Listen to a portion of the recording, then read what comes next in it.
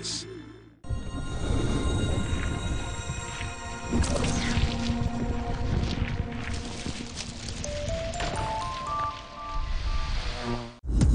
The world has 3 dimensions.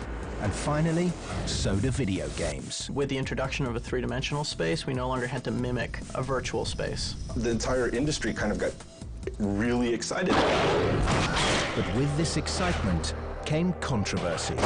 There are vulnerable children out there who will begin to think about acting them out.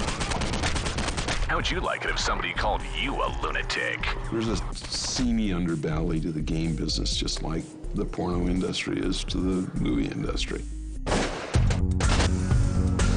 They are doing exactly what culture makers are supposed to be doing. They're pissing people off. They're pushing the envelope. They're breaking the status quo. And then suddenly, the world changed in a day. The market for military games, rather than dropping after 9/11, really started to get big. It's not about the games, it's about the recruitment. That's part of the world we're living in.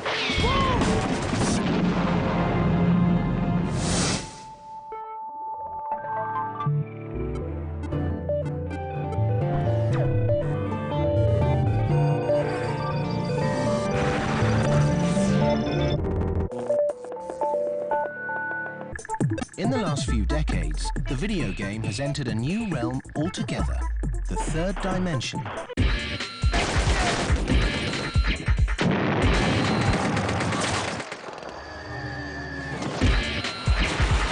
The power of games is in their ability to immerse people in a different world. The biggest change in video games has been the transition from 2D graphics to 3D graphics.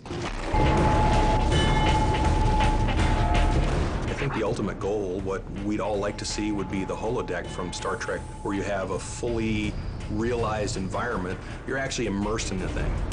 But before the players could immerse themselves in these 3D worlds, they had to survive the 80s. We must act today in order to preserve tomorrow. Back then, the 3D world was a rudimentary terrain of green lines called vectors, and the first game to use this technology was Atari's Battlezone. Every other game at the time was kind of like side-shuffling 2D game like Pac-Man, where you're just kind of moving and you looked from above the game, so to speak, kind of like looking at a mouse in a maze. This game, you were in the point of view of the person shooting. In a lot of ways, it introduced the first-person shooter. The game had many admirers, including the US Army. Delegates from the Army go to Atari saying, we're really into this Battlezone game.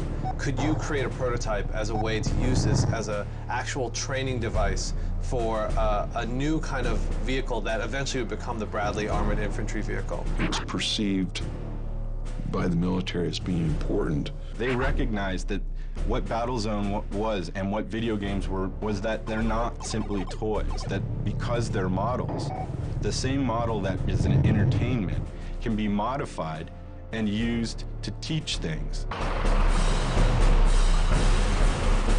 This was the first in a long line of collaborations between the private game industry and the US military.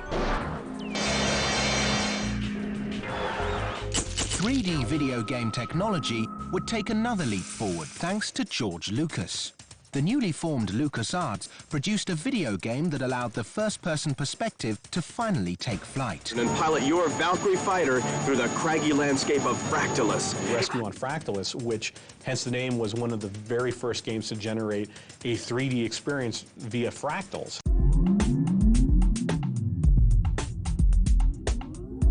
A fractal is a recursive algorithm, a mathematical equation found in nature. It was a way to give simple shapes the illusion of depth. Explore every peak and valley, every canyon, searching for stranded space pilots, testing your skill against the dreaded Jaggies. Fractals were revolutionary, but if not for Lucas's uncanny ability to predict the pulse of entertainment, Rescue on Fractalus could have been a very different gaming experience. First time we showed this game to George Lucas, let him play the game, showed it to him. And he said, well, I really want a fire button. Was this a gameplay choice or was this a philosophical choice? It really wasn't gameplay, it was really philosophical. I really wanted to have a non-violent game. I don't want to have to shoot things in there. And he says, no, I want a fire button. Mothership to Fox later. We are back in your sector.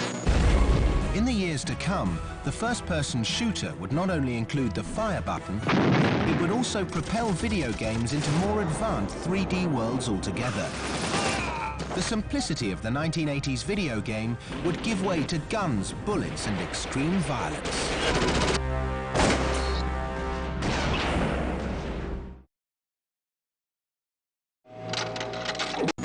Although the use of fractals and vector graphics couldn't bring game designers' true visions to light, the 3D video game would take a giant leap forward in the 1990s, and it would be the PC that delivered it. CPUs were at the point where they could actually draw enough stuff on the screen that the games looked interesting. We weren't bound to 2D anymore. In the 90s, we got these new tools. We started to get processors, specialized processors that could do the floating point calculations of calculating what the light does in a world. That allowed the rest of the industry to take some of the new power of PCs and contemplate creating more mature, grown-up game experiences. The new processors allowed programmers enough computing power to create a true three-dimensional space. And no genre took advantage of the new technology in a more explosive way than the first-person shooter. A first-person shooter game is any game where you are the character. You're looking out of the eyes of the character. The shift from a third-person perspective to a first-person perspective, to have the horsepower to drive you, from a purely personal viewpoint, that was something I'd never experienced before. All of a sudden, you're inside the game. When people are shooting at you, they're shooting at you. And so it really changes the way that you approach the game. They were frightening. The birth of the modern first-person shooter game occurs with Castle Wolfenstein 3D. Is there anything more fun than blowing away Nazis with a Gatling gun? Maybe, but it's pretty fun. And the kinetic minds behind the fastest, bloodiest bullet fest of the day were John Romero and John Carmack, two like-minded gamers who first met at Soft Disc in Louisiana. These guys all happened to be working there, and they met and they realized they were gamers, and principally it was John Romero. He was outspoken and he was funny and he was brash. And then there was John Carmack, who was a little more introspective. What Carmack really was able to do was bring the speed to the game along with the high-quality graphics and make it just move so fast that there really was nothing like it that had come before. We couldn't do everything we wanted to do in Wolfenstein. Graphically, the engine was limited, but we were sacrificing, this great view for speed. But Wolfenstein 3D had pioneered a new style of gameplay, and what it lacked visually, it made up for with a musical score. This caused some controversy at the time in Germany because, of course, representations of the Third Reich have different levels of being forbidden in West Germany. So this game was banned because it used the Horst Wessel theme, which is a kind of Nazi anthem.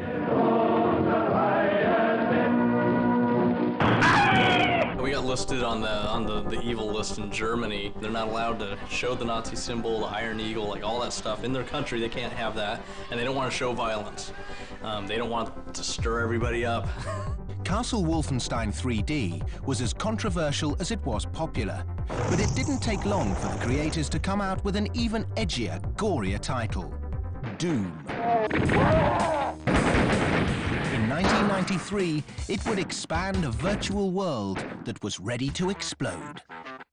Doom started with the technology. The whole point of Doom was to make an engine that was way cooler than Wolfenstein, that had multi-level floors, multi-level ceilings, and light differences. In Doom, you were a space marine who got sucked into hell and basically fought monsters and all kinds of occult enemies.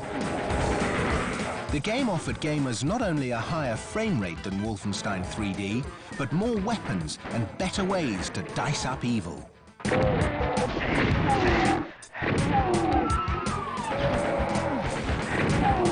They destroy somebody and he just falls down, that's kind of lame. If he blows into meat chunks and flies off the walls, you know, that's okay as long as it's not too many meat chunks, I guess. They wanted to make the games they wanted to play. And the games they wanted to play, they didn't even know what they were yet, completely, because no one had invented them. But they knew that they wanted something different than Mario.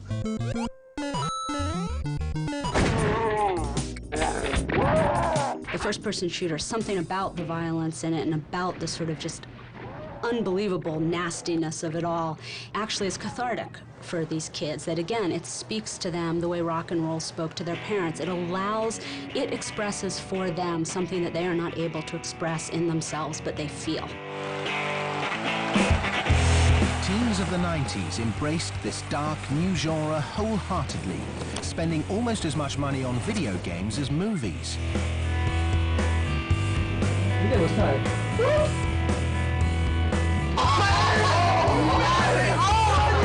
Sort of like analogous to Nirvana and what Nirvana did in the music world. These early shooters and what was happening in the PC world in the early 90s had that kind of spirit and energy. It was a rebellious sort of a punk rock, you know, a heavy metal, this big growl from the underground that people had never heard before. It was a dividing line. People on one side of the line did not get it. Not only didn't they get it, they thought it was bad, they thought it was leading to the demise of decent society. You can look at Doom as the ultimate Generation X game.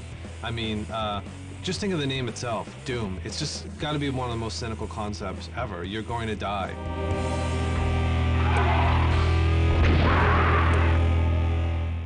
Personally, I'm not in favor of things that are tasteless in any medium. I think our society would be better off without it.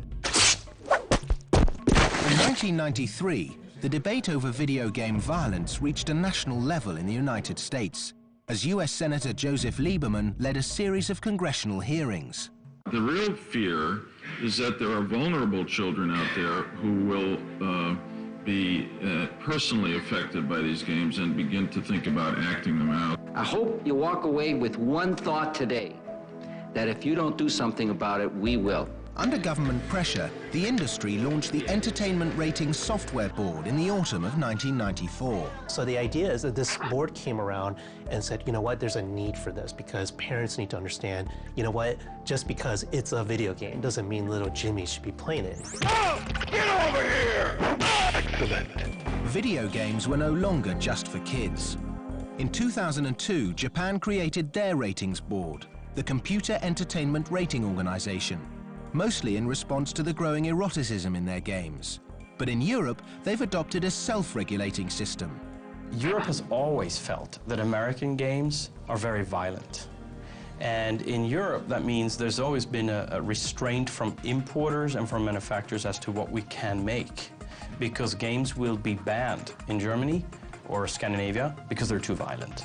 As fodder for the video game violence debate, many critics point to a tragic event in American history. In 1999, Eric Harris and Dylan Klebold gunned down 12 of their fellow classmates at Columbine High School in Colorado. The killers then turned the guns on themselves. Both were fans of Doom and played it incessantly in the weeks leading up to the shootings. But Columbine really, because it was just this horrible tragedy on such a large scale, it was played out on TV, and people were just trying to make sense of it, and then the next day, you see the police coming out of the kids' houses with this plastic bag, and in there you see Doom. Post-Columbine, we look at these things and think, God, this is kind of creepy, right? That they're practicing killing things as a kind of sick joke. So after Columbine, people started to link, oh, fear of games with fear of Columbine, and suddenly there was this kind of panic about these things. They found a way to desensitize themselves that had nothing to do with video games. Basically, they're the ones that were being picked on. They're the ones that felt like they were misunderstood. I mean, all teenagers go through that. But something special about them, just like, you know, some people have genetic anomalies. At that time in history, you could probably have pulled any number of other violent games off the shelf that they could have gravitated towards. They just happened to gravitate towards Doom, probably because it was the largest and most well-known. Even people who, you know, were old 60s civil rights activists think this game is horrible, instead of seeing it as this really incredible outpouring of expression. I mean, maybe it's violent, maybe it's angry, but maybe we need to pay attention to what that's telling us about our culture instead of assuming that it's some kind of evil thing. Parents see some kid at his computer killing things over and over and over again without understanding the kind of mental game going on inside. It's just they see this physical representation of it and they freak out. They're like, it's training my kids to kill. Because there's also this kind of fear of the technology itself. They don't understand it and they're afraid of the fact they don't understand it. Basically, video games are the new rock and roll. You know, it's the new bad thing for you. There'll be something else in the future that's bad for you that everyone can blame, you know, more deaths on. Doom wouldn't be the last first-person shooter game to create a stir. In the years to come, controversial games sprang up all over the world. In the UK, the Scottish company Traffic Games explored the assassination of John F. Kennedy with the ultimate international conspiracy. In 2004, Traffic released a game called JFK Reloaded, which was basically a simulation of the events surrounding the death of John F. Kennedy. And in this game, what we wanted to do was to try and create a unique opportunity for people to experience the assassination, but from the point of view of Lee Harvey Oswald. The game makers studied the Warren Commission religiously, modelling the game for 10 months before releasing it online. So we created a ballistics model that was as close as we could get to the accurate speed of that bullet, the wind that was moving, the speed of the car at that time of day, and we used all of these factors in order to create as close as possible a simulation to the actual events. The purported role of the game was to teach you whether or not the Warren Commission was a correct representation of how it could have happened. But in reality, it's a game about shooting JFK in the head.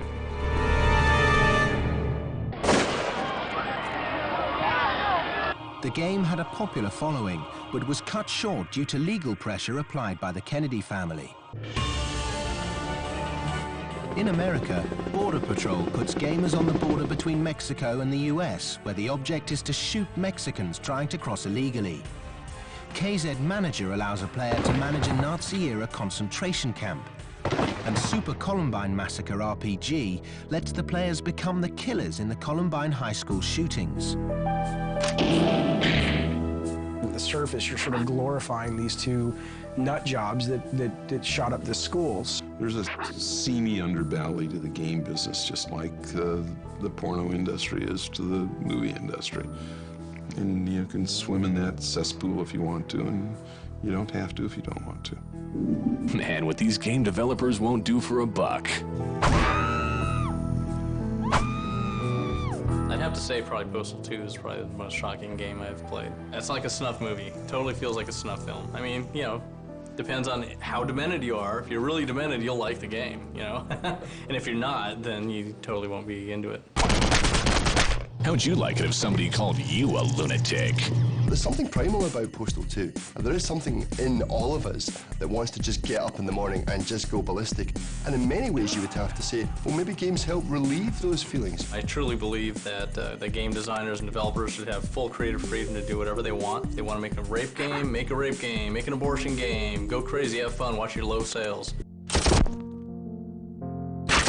But even with all the controversial, obscene games popping up on the fringe, first-person shooters were more popular than ever. And certainly, I think they helped, quite frankly, sell PCs. And today we see companies now do very high-end PCs and laptops aimed specifically at a video gamer. So it's really been a synergistic relationship between game design and technology that has advanced both of those sciences to where we are today. First-person shooters put the player in the virtual world to simulate reality. But the history of simulations begins even before the PC existed. In 1929, Edwin Link, a former piano and organ factory worker, constructed a machine that looked like a miniature aircraft and could imitate the dips and dives of real aeroplanes. He called it the Link Trainer. Your early lessons will be in a nice, comfortable indoor gadget called a Link Trainer, which never leaves the ground. Through the headphones, you'll receive instruction while you're learning to juggle with the controls. At first, it was seen as a toy. But as the world armed itself for World War II at the end of the decade, orders for Lynx simulators poured in from all over the world. The world's armed forces have driven the technology for simulation, in many ways by necessity. It's much more cost-effective to train a pilot on a simulator than on a real plane. And during World War II, they had to train a lot of pilots really quickly, so you see this kind of flight simulator technology being pushed forward at that time. These early simulators were for the most part mechanical, and although Edwin Lynx set the stage for what would later become a multi-billion-dollar industry, it was Microsoft's Flight Simulator series, begun in 1980, that would deliver 3D flight simulation to the home computer. Microsoft Game Studios really evolved with Flight Simulator, the early flight sim, which was using the power in those days of the PCs to be able to bring a flying experience. When we look at it today, we can look and smile at the way it looked visually, but it certainly in those days was cutting-edge technology. This software program puts you at the controls of the most realistic flight experience this side of FAA certification. Back then it was 16 colors on the screen. I think there were 2 different airplanes you had to choose from, 5 scenery areas and about 80 airports. So it was quite limited compared to what it is today. But as good as Microsoft's technology was, it was still behind the military. The leaders of graphical display technology in the 80s were really the military. They had things in the military with kind of 3D representation and kind of high-powered graphics that the rest of the world wouldn't see for another decade. Today, at flight schools like the Naval Fighters Weapons School in Miramar, California, fighter pilots can now train for weeks on simulators before practicing maneuvers in actual jets. Nowadays, flight simulation and tank simulation technology are not simply the purview of America. This is something that is standard use in all the kind of advanced militaries around the world. As the popularity of military simulation began to expand around the globe, the 3D technology would eventually meld with the first-person shooter genre, spurred on by a defining moment in history. The market for military games, rather than dropping after 9/11, really started to get big. In the next decade, video games would continue to test the boundaries of both technology and content. The gamers of the 1990s would be enticed to join the establishment, as militaries around the world would lure a whole new generation of players into a simulated version of war.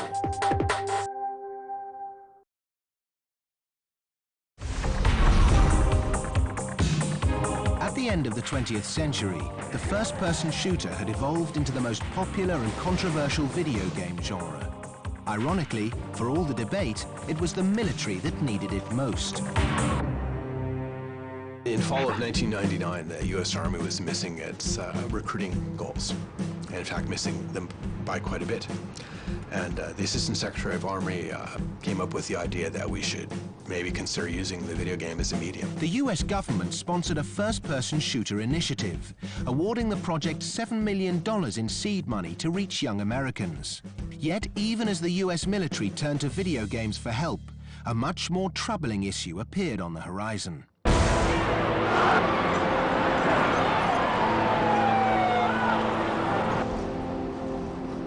9/11 had an impact on the game industry just the same way it had an impact on the world at large, is that what was normal wasn't normal anymore. It's an event that you cannot neglect. Shows up also in Europe in your daily life. I mean, when you're traveling, when you take an airplane, it's different. There were changes everywhere. 9/11 brought a sense of urgency to the project that was well underway at the US Department of Defense. The Army's newest project was a video game called America's Army.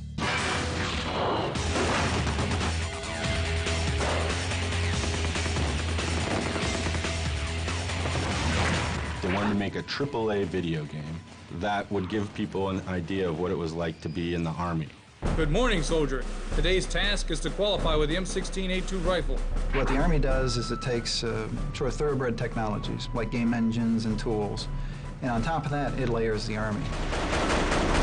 The America's Army game was very much designed to be an accurate simulation of the way you train if you're in the Army. In a normal game, you can fool around and shoot your buddies and do things like that. And if you do that in America's Army, you end up in the brig. Cease fire! Cease fire! Although the Army considered outsourcing the game, they eventually decided to build it in-house. What was significant about America's Army was that the Army just stepped up to the table and said, you know what, let's do this ourselves. And let's use this for recruitment, because there's a whole new generation of kids out there, and they've grown up on video games, and this is a way to reach them. And they said, well, if we can build something that kids get exposed to when they're very young, then they will consider a career in the Army when they turn 18. And that's the entire premise of the America's Army game. Having completed the project 3 years after its inception, the Army faced the difficult task of marketing their wares to a traditionally cynical subculture. We approached a firm in LA, Ignited Minds, and we asked them to help think about how do we market America's Army, thinking about how to connect this into popular culture. America's Army was then brought to E3, a popular video game convention held in Los Angeles each year. In May of 2002, America's Army was finally made public.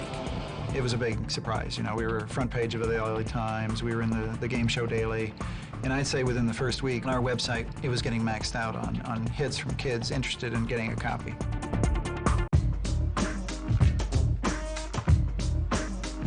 America's Army was widely accepted among gamers for its gritty details. The fact that kids could download it and play one another over the internet for free made it even more enticing.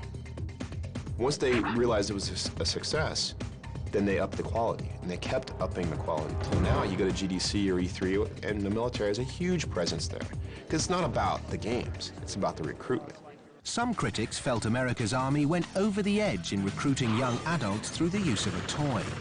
After all, the same government that attacked the video game industry just a decade earlier was now attracting teens with a first-person shooter of its own.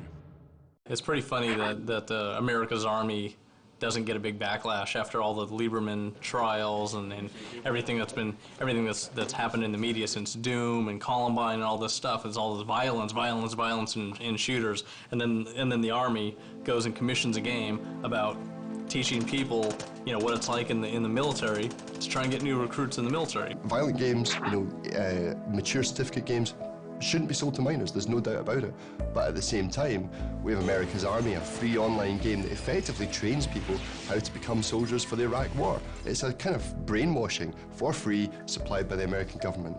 We don't operate in a vacuum when we make things like America's Army. We operate in the world we live in. And what we put across is not the idea of war is good or bad. Those are national policy questions. What we put across is, here's what it is to be a soldier in an army. Soldiers are soldiers. They go over there to get shot at and shoot at other people.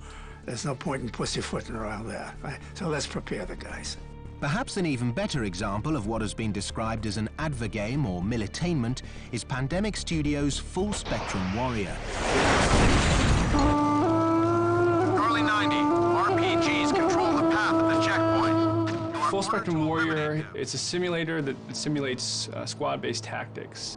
Even though it's a third-person game, you're not actually playing as a character in the game. You are more or less giving commands, sort of like a real-time strategy game. Unlike America's Army, the game was created out of a collaboration between a private gaming company and a government-sponsored think tank called the Institute for Creative Technologies. ICT is USC's Institute for Creative Technologies. It's a university-affiliated research center funded by the U.S. Army. The center, which opened in 1999 with a $45 million grant, was designed to bring the military to games and games to the military. It was a way to create a center that would bring the best of entertainment, money from the military, and create products that could be used for both sectors. Although Full Spectrum Warrior was eventually released as a commercial title, it was originally made as a tactical trainer for soldiers in the US Army. It was eventually customized for use in Singapore and the UK as well. The soldier of the 21st century has to know a lot more than just his weapon. He has to know all the systems that he's integrated with, how he talks to the UAVs and the remote drones. It's a much more complicated system that he's part of now. In Fort Benning, Georgia, at the Close Combat Tactical Training Facility, soldiers now train in advanced simulators before being put in real war situations. Well, what we do here is we bring in crews and we put them in these virtual reality simulators, and then they go through combat operations, a tactical combat operations in this facility, much like they would actually do it in a real war. All right, driver, move out. Give me a steady platform. But using video games to train and recruit soldiers, it's not simply the playground of the United States. Military simulation is now a worldwide phenomenon.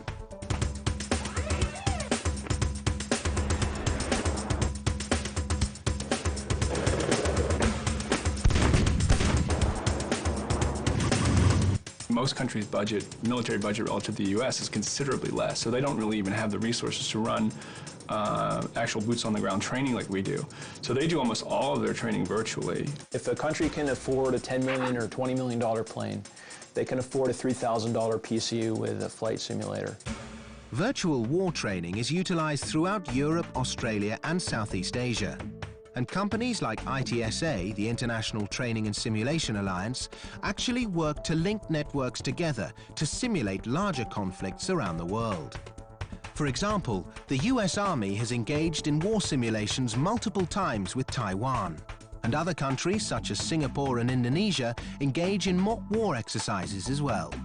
Range 675. Driver up. Fire. So today, when we're trying to prepare our kids for increasingly virtual wars, it's not coincidence that they're going to end up playing video games. You know, this is the way wars will be fought in the future. And so the future of war is the interfaces and weapon systems going to look like games. It's going to have joysticks. It's going to all be electronic. In fact, we're probably halfway there in the military right now. These kids have grown up for 18 years with this controller in their hands. How can we get our tanks to be controlled with this similar controller? How can we get communication systems to be controlled in that way? They're trying to leverage basically the skills that players have learned over the years of growing up playing video games. The potency of this new technology is undeniable. It's what to do with it where people disagree. There are great benefits in simulating war.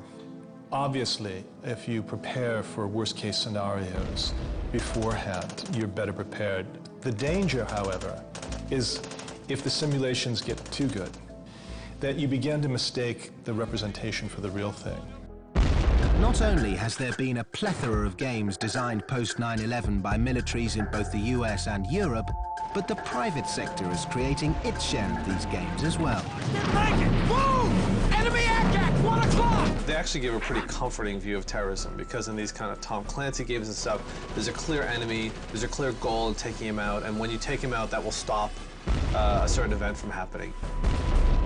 The countries that are the most critical of America's foreign policy are creating the American soldier hero, and it's American companies that are creating the revisionist American soldier who, you know, we're not really sure if he's a hero or an anti-hero or a good guy or a bad guy or what he's even fighting for. I used to hunt terrorists. Now I am one.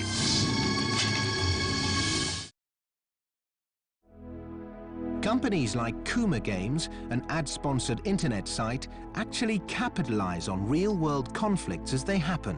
As something happens in the war in Iraq or in the war in Afghanistan, immediately the coders start working on replicating that event or that battle, and then within a month you can be playing it on your screen.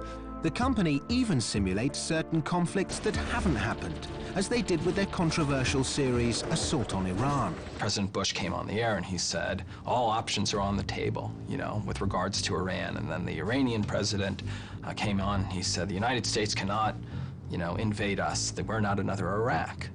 Kuma capitalized on the controversy by creating a scenario in which a US strike team was sent into Iran to take out a nuclear target. Step it out. In response, a group calling itself the Union of Islamic Student Societies created a title of their own in which gamers can play from the opposite perspective. The comments that we've gotten from Iranians have been all across the board. They're at a crossroads, you know, as a nation. And so we become, to a certain extent, a lightning rod. People can, in fact, come to us and talk about it, but that they're not really talking about the game. That's a really interesting interactive experience to have, assuming that those experiences are designed and developed from a place of accuracy and a place of genuinely trying to promote knowledge and learning versus just sort of being, exploitive. As with many of today's private military-themed titles, Kuma gets consultation from both present-day and former military advisors. There's been this kind of accidental relationship between using games for strategy and warfare and using games for entertainment, where some kind of development in one sphere kind of accidentally or by a side effect affected the other sphere.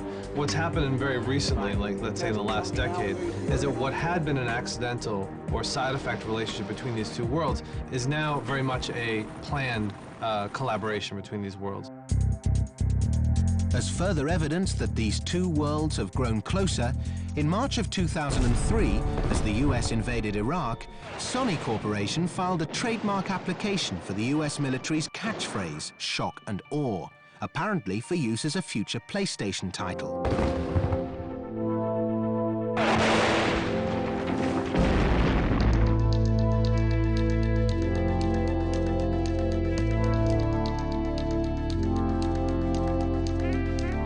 I think it's crass to exploit war in video game terms, and I think shock and awe was an example of that, because I think that people saw through that, and again, I think that gamers and people who grew up on them and this media-savvy generation can distinguish between the two. 3D video game technology and first-person shooters have become synonymous with military training, modeling, and recruitment. But the West is not the only part of the world adapting to the new applications. After 9/11, it was revealed that certain terrorists had trained for 9/11 by playing Microsoft Flight Simulator. So you open up the idea that, well, if games are like our military training systems and they become available to everyone, what does it mean that that knowledge has now become democratized? In 2002, a Syrian company, Dar al-Fakir, developed a game called Under Siege, where you reenact the first Intifada, albeit from the Palestinian perspective. Their argument being that, a lot of Arab youth love playing video games, but they hate the fact that they have to play Americans fighting Arabs as the enemy. Some feel that these games are contributing to an increasingly hostile world. I think when you look at the entire construct of the world that we live in, especially the world that's impacted by video games, and when you talk about war, it seems like it depersonalizes war, dehumanizes war. Because you stand there and look at CNN, and you see images of the destruction that you also can see in your video game simulations. And those images they put of, the targets and the airplanes bombing it, that is kind of dangerous. I mean, the fact that someone, especially if he's young and he didn't see much, start looking at the real world, and the real war as a virtual war is kind of disturbing.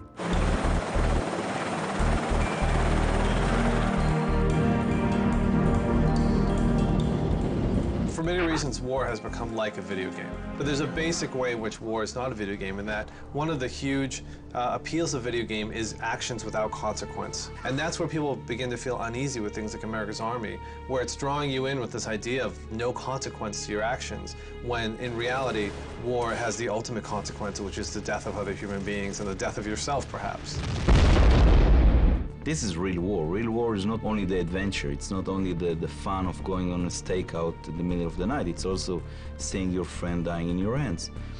When this blends in with video games or virtual reality, it's disturbing because you go to war without realizing that people can die and that you can do some very harmful things to civilians.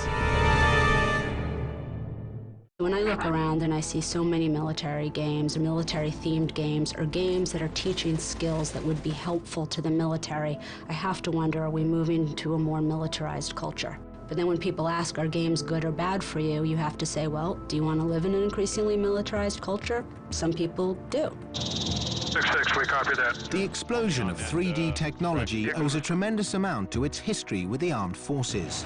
And in turn, the rich virtual worlds pushed forward by the first-person shooter genre has led to advancements in military simulations around the world. But as the future of war marches forward, it may look closer to a video game than you think.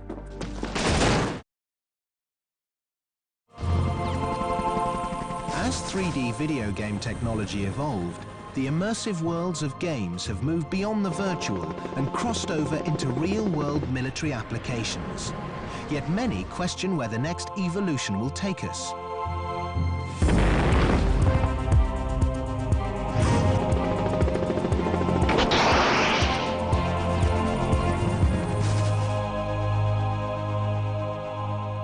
It's kind of like this ideological escalation through game technology, and it just makes you wonder, isn't there a better way to use this?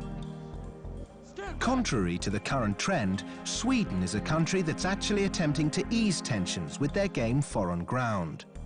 Paid for by the Swedish Department of Defense, the game is an international peacekeeping game that teaches soldiers soft skills like negotiating, rather than just relying on combat skills. People always ask me, why do games, have so many guns and so much violence? And it's because a gun is just such a visceral way for interactivity, for instant interaction. Foreign Ground is more, I would say, more of a training simulator than a video game.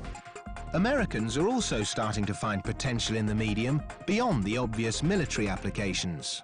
The same groups that went and learned a lot about, game technology and building America's Army are now doing research of how to use games and virtual worlds to do post-traumatic stress treatment and a lot of other very important things. Dr. Albert Skip Rizzo, director of the Virtual Environments Lab at USC in Los Angeles, is helping to lead the way in this relatively new field. Post-traumatic stress disorder, or PTSD, is a response to extreme trauma. It's anything where somebody is traumatized beyond the realm of normal human experience. Dr. Rizzo uses virtual reality exposure sessions which incorporate 3D technology to help military veterans overcome post-traumatic stress. In the course of say 10 or 12 sessions of exposure therapy, you would gradually ask the person to re-expose themselves either in imagination or in virtual reality, and eventually they get used to it. In a typical session, the patient wears a immersive head-mounted display. This basically puts computer monitors directly in front of their eyes. When they turn their head, the scene also turns. Therapists sit with patients who wear headgear that immerses them in 3D landscapes that have scarred them. Only the therapist is able to control the intensity. You start off at the very lowest level of exposure. It starts off very gradually at a level that the person can handle. Only once the person has adjusted to the very basic exposure environment, then you add in perhaps the sound of a bomb. Exposure therapy via the use of 3D video games has applications beyond post-traumatic stress disorder. Since its inception in 1997, when created to cure Vietnam War veterans, virtual reality exposure therapy is now used for many other purposes. People have applied it for the World Trade Center experience. They've applied it for motor vehicle accidents, for other combat situations in Europe. Psychologists are not the only ones attempting to make the world a better place. Games for Change, a group of artists attempting to solve complex problems through video games, is also utilizing the technology in innovative ways. Generally, what it means is that games can be used for purposes other than just entertainment. R.C. Borak, a former intelligence officer in the Israeli army, and his partner, Eric Brown, have created a defining game born out of the Games for Change philosophy. Peacemaker is a strategy simulation about the Israeli-Palestinian conflict. The most important thing is that you play as either perspective, as the Palestinian president or the Israeli prime minister. It's a simulation game. We did something very restricted in the sense that you can do what a leader can do, and you can play both sides. As world politics enter a new phase in the post-9/11 era, so do the politics of video games. We live in a world that seems to be getting increasingly dangerous, increasingly nationalistic, increasingly let's stay isolated from each other. And fortunately, all the technologies are coming to actually allow us to reach beyond those boundaries and actually connect to other people. As technology brings the world closer together, the video game will only become more essential as we discover a way to coexist. So the question at the end of the day is whether or not video game technology will ultimately destroy us or save us from ourselves. Gee, I can use this pen to write something which is going to save millions of lives. I could use this pen to write something, which is going to send millions of people to their deaths. Oh my God, the pen has the power. It has nothing to do with the pen. It has nothing to do with the computer game. All of these things are enablers, they're levers, they're tools for our own human brains. It's just us. We can't, no matter how much we would like to, slough off any of the responsibility of our own decisions onto our artifacts and say they made the decisions.